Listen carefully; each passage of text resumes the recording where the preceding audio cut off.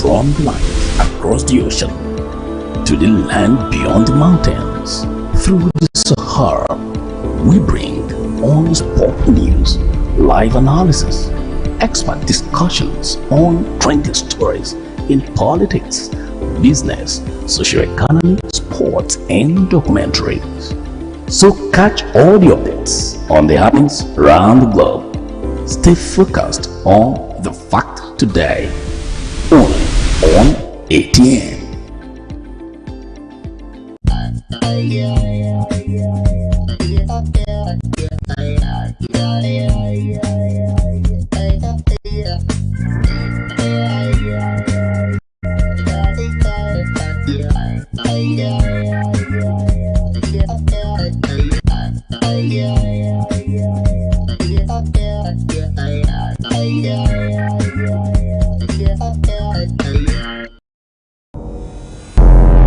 Every day our lives are changed by history. We are one people, all of From life across the ocean to the land beyond the mountains, through the Sahara, we bring on-spot news, live analysis, expert discussions on trending stories in politics, business, socio-economy, sports, and documentaries. So catch all the updates on the happenings around the globe. Stay focused on the fact today, only on ATN.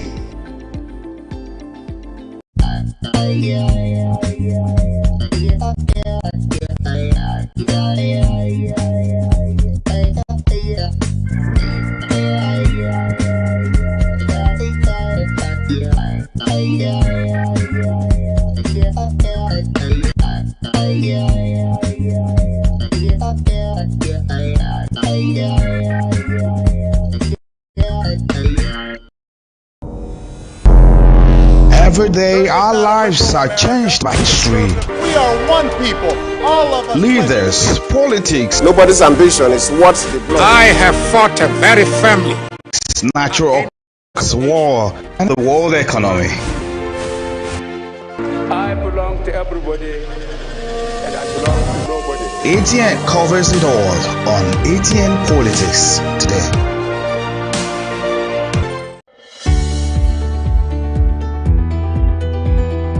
People into the country illegally.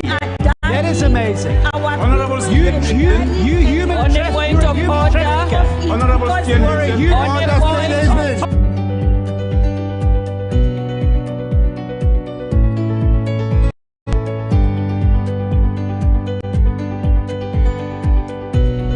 One day, they are not picking our cause.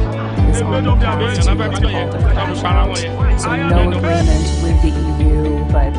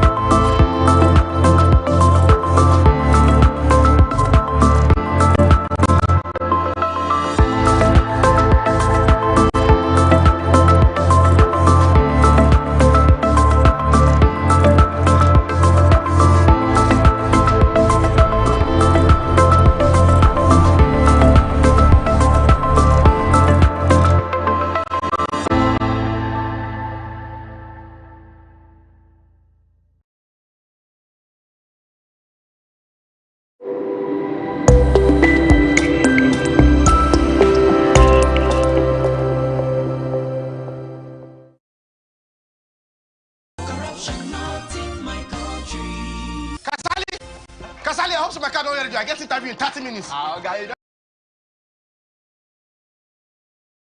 Ready. I just the last minute instruction where you give me yesterday. Now they cause more delay. Which instruction? Maybe now you say make I change the meter, make you no read it again. Which time I make you change meter? Welcome to Atlantic Television Network Society Watch. This is a program where we ventilate societal issues, give them aggregate attention with a view to provide solutions that will benefit humanity. On today's Society Watch, we'll be discussing numbers of issues starting from Niger State. Bandits attacked Kuchi community, killed 7. From Zamfara State, government planned 25 to 30% budget allocation for education. On education, 1.2 million students get education loans. That's from Oluremi Tinubu. And insecurity, Nigerian at risk of producing more bandits, drugs abusers. That's from Obasanjo. And then on Children's Day, NACA pushes for zero HIV transmission to newborns. These are the issues we'll be looking at today. Remember, you can join us on all our media platforms, Facebook and YouTube, Atlantic Television Network, Instagram and TikTok, Atlantic TV Network 1, X Atlantic TV Net. You can also watch us live on our website, atlanticnetwork.tv. When we return from this short break, I will introduce my guests for today's show. Do stay with us.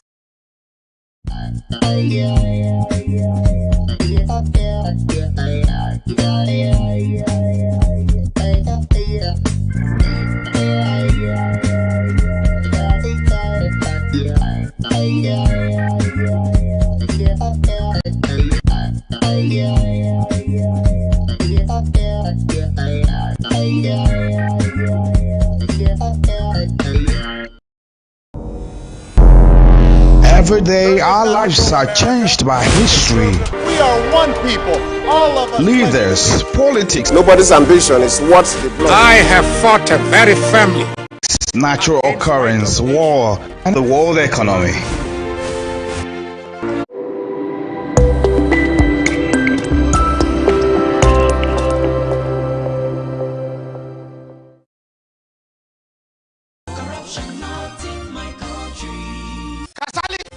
Kasali, I hope so my car don't ready. I get interview in 30 minutes. Okay.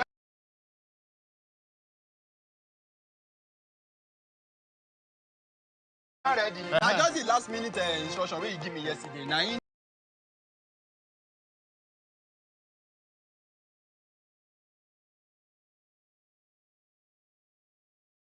they cause more delay. Which instruction? Maybe now you say make I change the meter, make you no read again. Which time I make you change meter? Oh, Kasali, why you do like this now? You don't get sense. You don't read the text message. Nobody I want send them to. Like Kasali, my electrician, make it come house, call me do my meter so that you don't go to read again. You know electrician? You're electrician. Yes, now. So you call Kasali electrician, make it come help you adjust your meter, make it for no read again, Abi. So you said you want join people where be say they no want they pay NEPA bill again, Abi.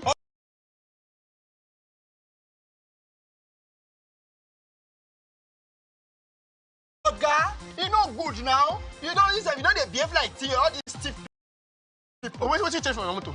What you change for?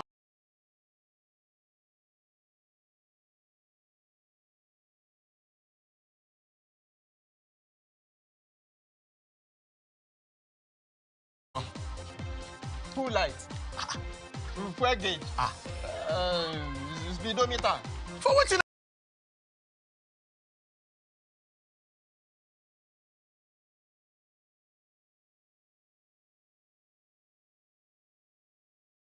you for come out for home my motor.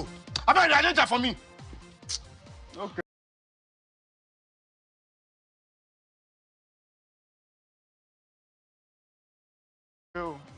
Now don't do something we corrupt. Do something come backfire. Now go come they find out to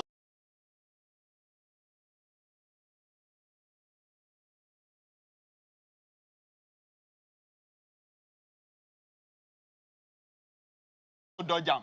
What you talk? They greet you.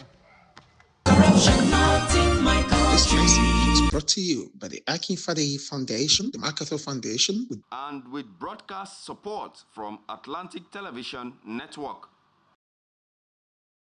Corruption not in my country. What do you want to buy? Potato. Small baskets. I want plantain. But why your plantain can't hard like this? Now the outside hard, inside there it is very soft. Madam, wallahi make her no buy am. Make I show you something. What? What be this one? Madam, this one now the chemical where they put on for the plantain make her ripe.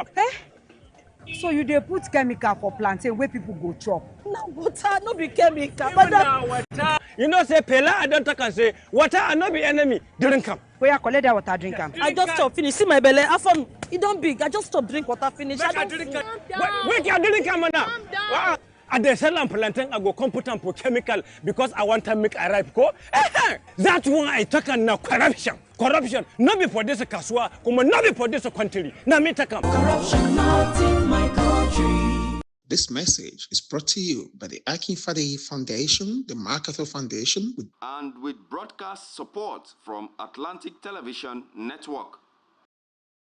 From the line across the ocean to the land beyond the mountains, through the Sahara, we bring honest pop news, live analysis, expert discussions on trending stories in politics, business, socio-economy, sports, and documentaries. So catch all the updates on the happenings around the globe. Stay focused on the fact today, only on ATN.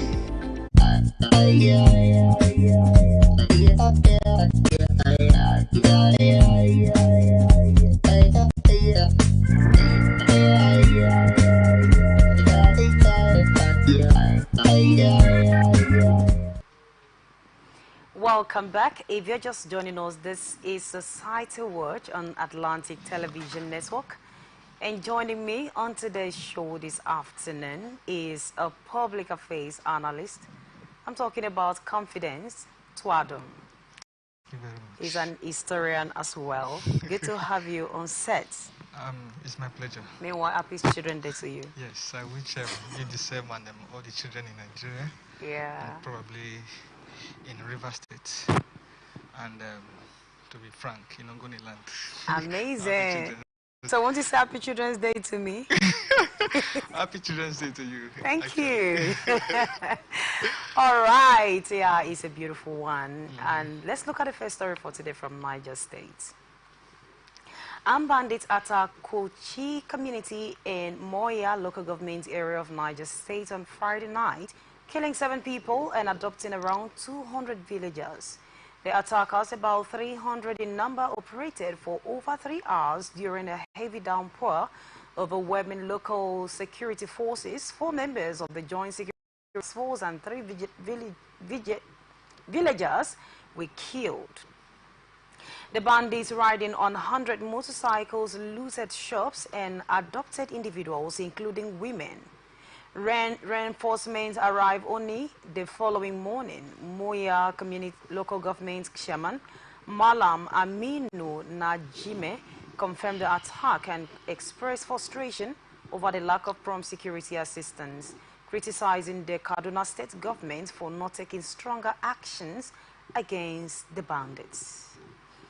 Well, it's quite unfortunate that we have to talk about such a thing today on insecurity. Of course, we know that the issues, this is not the first time that these bandits have invaded some of the communities in Niger State, cutting away with some individuals and even killing.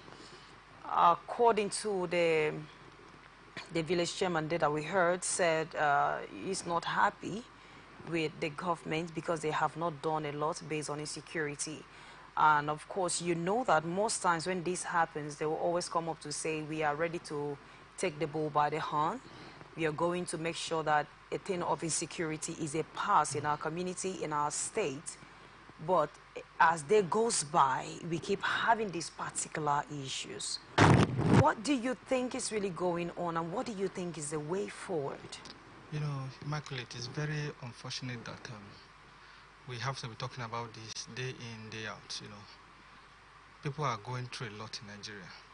Insecurity is, in fact, it seems we want to say that we are gradually winding down to becoming a failed state, because when you look at the rate of kidnapping, insecurity, killing, bombing here and there, you can just imagine what happened in this state, where gunmen will be attacking for hours and there is no reinforcement. It goes to show that we are really failing, because our government just do what I call reacting, condemning the attack.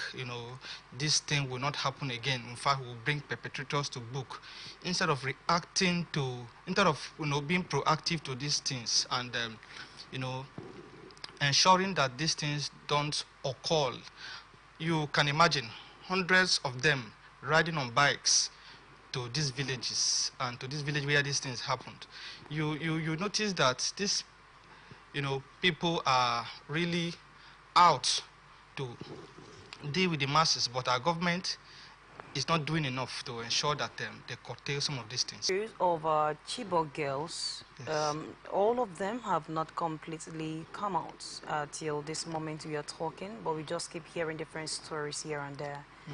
And just yesterday we have about 200 persons living in a particular community. You know that if they can't away with one person, it's a different thing. They said, okay, yes, they were very fast. But they had to take time to carry 200. They drove in there with bike. It may, of course, when bike passes, you would definitely know that something is going on. Is it that fighting insecurity is not the priority in the community for the governor, or for the government of the state? What exactly are they doing if they cannot put all of this in check? I remember that a particular governor from a state said we're going to relocate schools because of insecurity to where they feel that is safe. And then at the end of the day, all of this is still happening. From a particular community, 200. Before now, they killed several persons. They equally kidnapped one of their chairperson, the village person, which they actually killed. So what are they going to do to be able to fight this? Because it's becoming alarming. And 200 persons are nowhere to be found as we speak. Like I said earlier, the government is not taking the issue of security as a priority. You would agree with me that, our government can do much more when it comes to properties of Nigerians. They are not yet ready to probably ensure that this thing is brought to a stop. They are still ensuring that they use it to probably, you understand that the checkpoints there, if there is any, are not really functional. How can you say that you have security men on duty and people are moving with bikes, more than hundreds of them, and you care not where they are going to, or there is no police division over there where people can lodge complaint to, and the policemen will. If you go to the north now, you will see that the rate of illiteracy and poverty is really contributing a lot to these issues. The northerners are, when you talk about Nigeria being, a capital of poverty in the world, you understand that the northerners contribute a lot to this, to making us. Government should stop playing politics with people's lives. Yes. It means that with what you are trying to say, that they are very much aware of what is going on, but that is a way of a kind of that those people that have been adopted, they will return in no time, and we hope they will be safe. We just pray so. We pray so. Yes. All right, the next story is from Zamfara State. Zamfara State Governor Daud Lawal reiterated his commitment to prioritizing education, describing it as an essential for social mobility and opportunities. At the ceremony of Federal University Gushu, Lawal announced plans to increase the state education budget to the recommended 20 for the university top graduates. Lawal emphasized efforts to revitalize education by improving infrastructure, hearing environments. He highlighted that education is free and intended to make it compulsory in the state. Wow. Well, it is not only bad news we'll be talking about all the time. This is one of the things that, of course, you just talked about education, that illiteracy is what is causing a lot of the mayhems going on in our country. And Dauda Lawal, Zamfara governor, has come up with the idea of making education compulsory for everyone. What do you think about his gesture? Let's put it that way. Yes, it's a right step in the right direction for me, but so long as I'm concerned, it's still a plan. It's not yet what we should celebrate, because these are promises we hear from politicians every day, you know, just to score what I call cheap political points against their opponents. They just make all of these plans, and what are the steps to actualize it? You know, our politicians really know what to do. They really know what to do. Okay. You know, when it comes to education, like you said, or like you read about him introducing scholarship for, you know, best graduating students or best graduates. It's, you know, education, when students sees that they are being rewarded, you know, it boosts their morale to probably spoil them to do more. Okay. And, you know, this making education compulsory in the state actually would help to reduce. This plan does not only end on paper, but it's a nice one.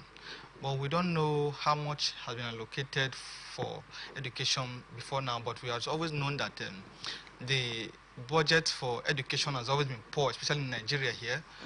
But to increase it is something that we should celebrate. But when it comes to budget planning and implementation, we know that there are a lot of, you know, rigorous processes, and his lieutenant, which he would the people on ground to implement a day. You know, you put money into the hands of politicians, and you know, what you hear is just fake reports here and there. Not the people that are supposed to benefit from this are not actually the benefactors. This affects us a lot in Nigeria here, because all our politicians are doing is just to, you know, play politics. Okay. You can see, for instance, the former governor of Anambra State, when he actually was interested in education in his state, he moved rigorously to ensure that his state moved from where it was to #1 in Nigeria as at then. And, you know, we are all celebrating that, and Anambra indigents are really happy. Just hope that the students in Zamfara would actually benefit from this budget increase and not just ending in the hands of ordinary politicians. So how is this going to fight insecurity in Zamfara State? Okay, like I earlier said, you know, education is a lot, you know. Educated people. Yes, you know, it boils down to some other factors. There are several other factors combined that can push one. But when one is educated, you can't be, you know, swayed here and there. You can't be moved by, you know, people just calling you and then telling you they want to give you this and just give you this, and you know, you move with them because you feel that you have better things awaiting you in future. And that hope alone can keep you going, and not going into the bush to probably, you know, live your life to die one day, you know, in the bush and all of that. Education orients you, you know, you think better. If you see someone that is educated doing a business, those that will benefit from this from Zamfara State.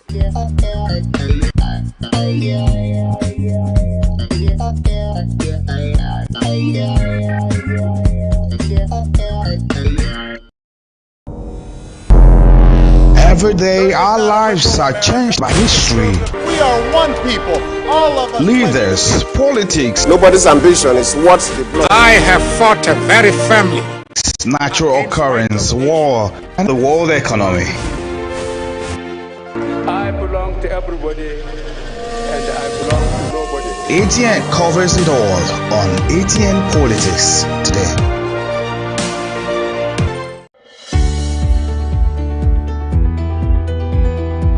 People into the country. Honorable Stephen, You understand?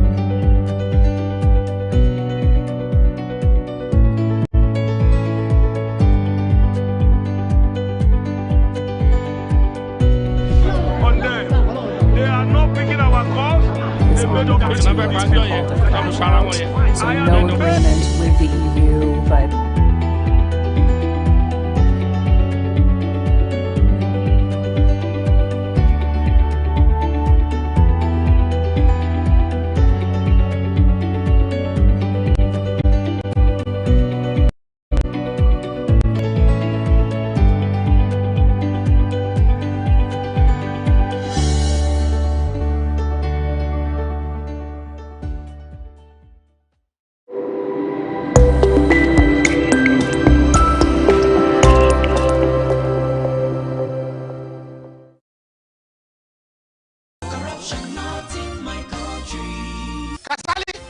Kasali, I hope so my car don't hear you. I get interview in 30 minutes.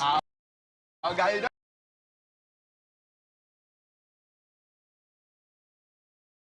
already. I just the last minute instruction where you give me yesterday. Now in the cost more delay. Which instruction? Maybe now you say make I change the meter, make you no read it again. Which time I make you change meter? Oh, Kasali, why you do like like this now? Eh? You don't get sense. You don't read the text message. Nobody I want send them to. Like Kasali, my electrician, make it come house, call me, do my meter so that you don't go to read again. You know electrician? Your electrician. Yes, now. So you call Kasali electrician, make it come help you adjust your meter, make it for no read again.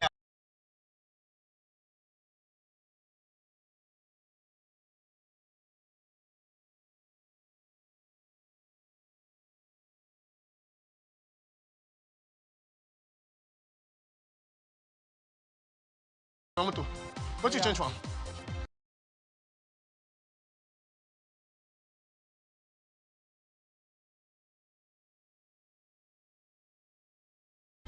Full light.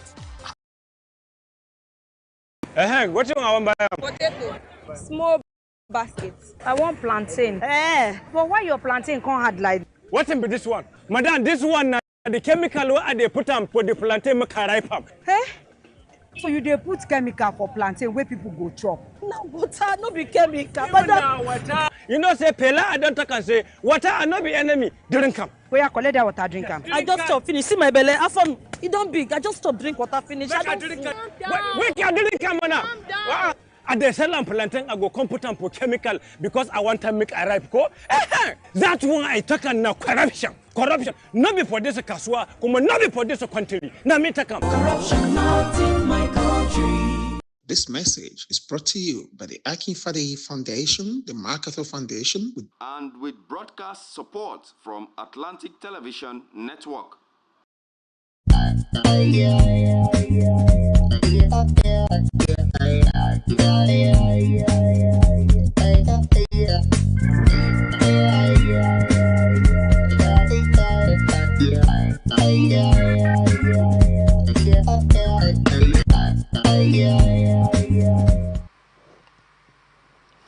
Welcome back. If you're just joining us, this is Society Watch on Atlantic Television Network, and now the rest of our stories. First Lady Senator Olu Oremi Tinubu announced that 1.2 million students will benefit from the initial phase of the education loan scheme launched on May 24. Speaking at the Nigerian Youth Celebration at the State House, she highlighted the administration's commitment to youth, including through appointment and the student loan scheme.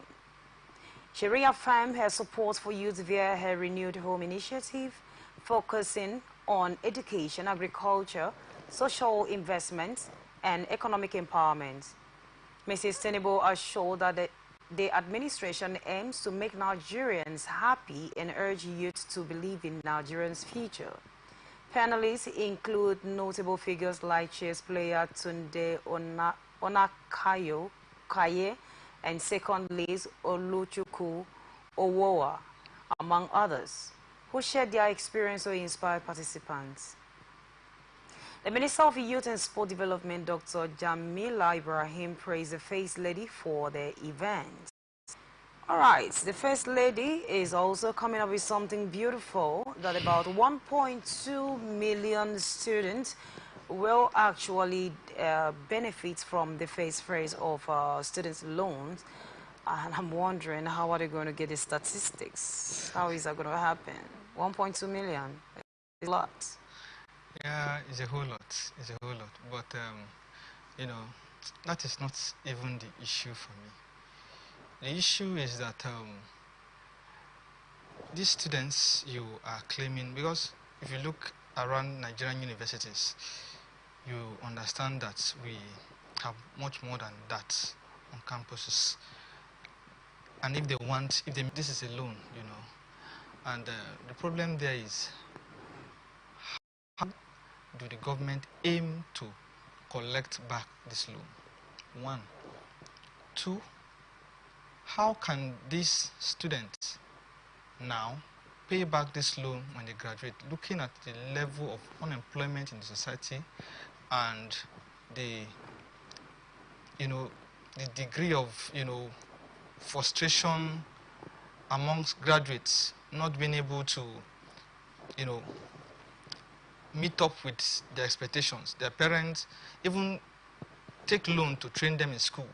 But so, how have the government put all of this in consideration before the student loan bill into law? Yes. That was in June 2023.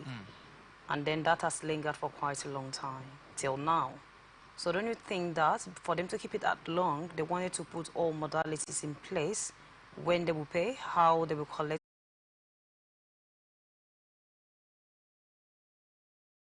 1.2 million? That means they have that particular space for the first. You know, talking about when the bill was signed and leaving it up to this point, and you interpreting it to mean that they were actually doing what you call market survey, you know, looking at the pros and the cons and putting everything in place to ensure that by the time they start, it's a proper one. I won't actually buy that idea. We know Nigerian government for abandoning projects, and one morning by the time they, like this, as these persons graduate and you know, start paying back,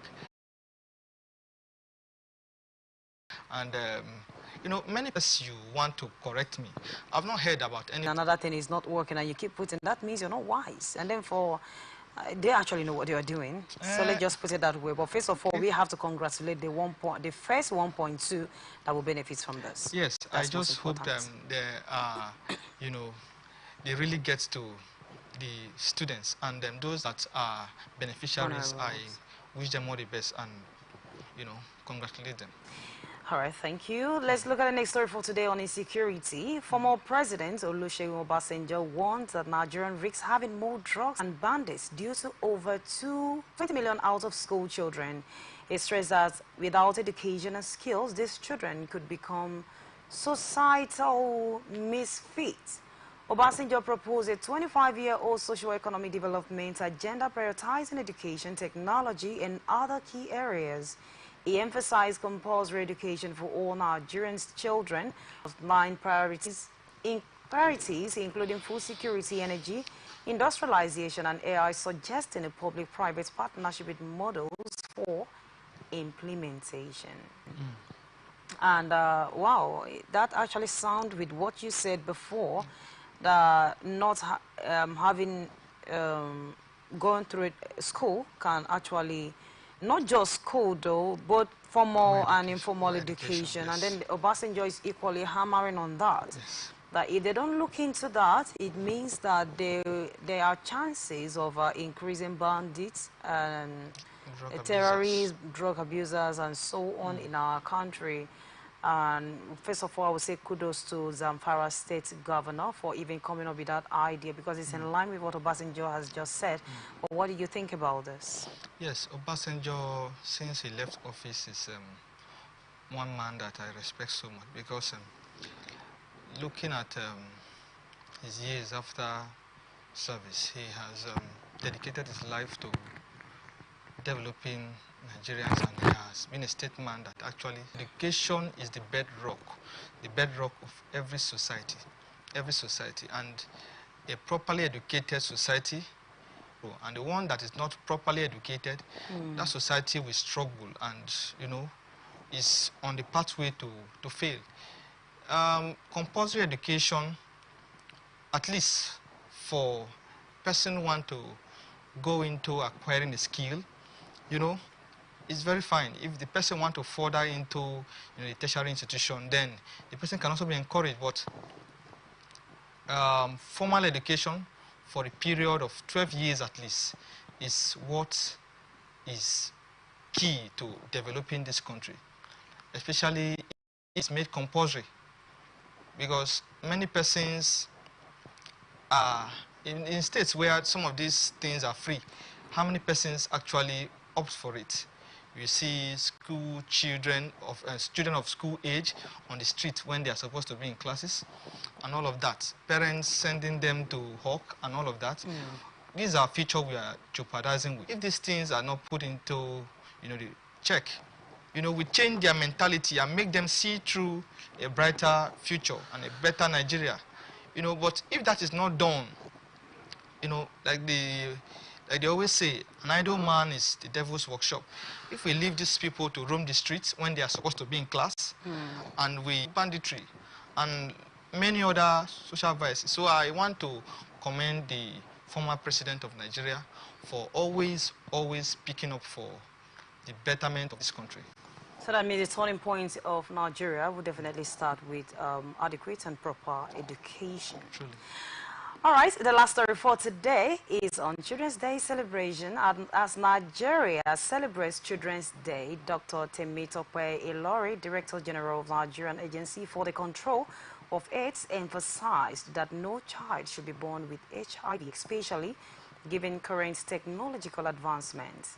In a statement by Tony Aderibigbe, head of the Public Relations and Protocols, Ilori highlighted the importance of preventing mother-to-child transmission of HIV. She noted that significant progress has been made, but acknowledged more work is needed. The agency is committed to providing care and treatments to pregnant women with HIV to eliminate mother-to-child transmission. These efforts require collaboration from government agencies, healthcare providers, civil society organizations, and communities. Okay, of course. We know that a lot of children, a lot of individuals are suffering from is actually why they were in the womb and there's nothing they can do about it. So when they're saying that this work has to... Child transmission, it's actually very serious, because no child deserves to be born handicapped, like having this thing from birth. You know, it's a problem. It's a problem, and we thank God for the technology nowadays where children, you know, the mother can actually give